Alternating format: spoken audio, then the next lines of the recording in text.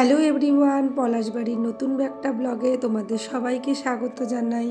তো আজকের ব্লগে দেখো সকাল সকাল দেখতেই পাচ্ছ আমি, আমার হাজব্যান্ড আর আমার শ্বশুরমশাই তিনজনে চলে গেছিলাম পলাশবাড়ির বাজারে। এখানে শাকসবজি, কিছুটা মাছ, এগুলো বাজার করতে।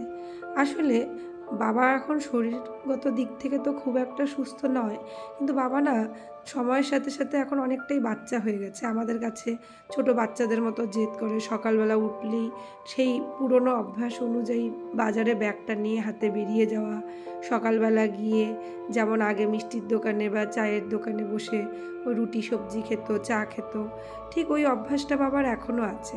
তো আমরা বাড়ি গেলেই বাবা বায়না করে, তো তখন আমার বর এখানে সঙ্গে নিয়ে গেছিলো। তা আমি বলি মাঝে মাঝে আমিও শখে শখে চলে যাই যে চলো গিয়ে ঘুরে আসি। তো এখানে দেখো বাবা মাছ কিনবে।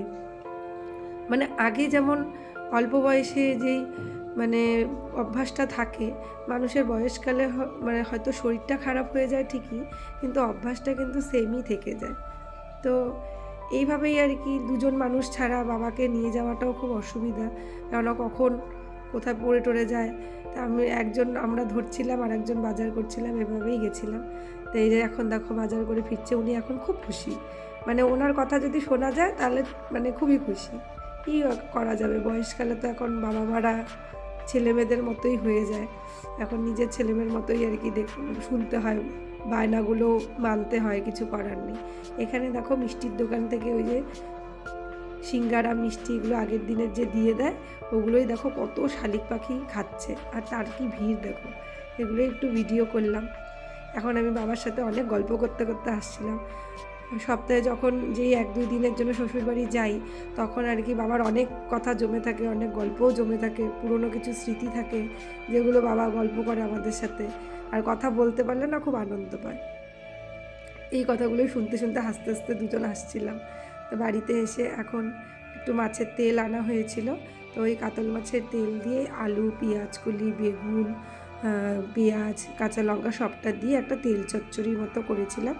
এই তেল চচ্চড়িটা বাড়িতে সবার খুব প্রিয়। আমি গেলে এই তেল চচ্চড়িটা বানালে সবাই খুব ভালোবাসে খেতে।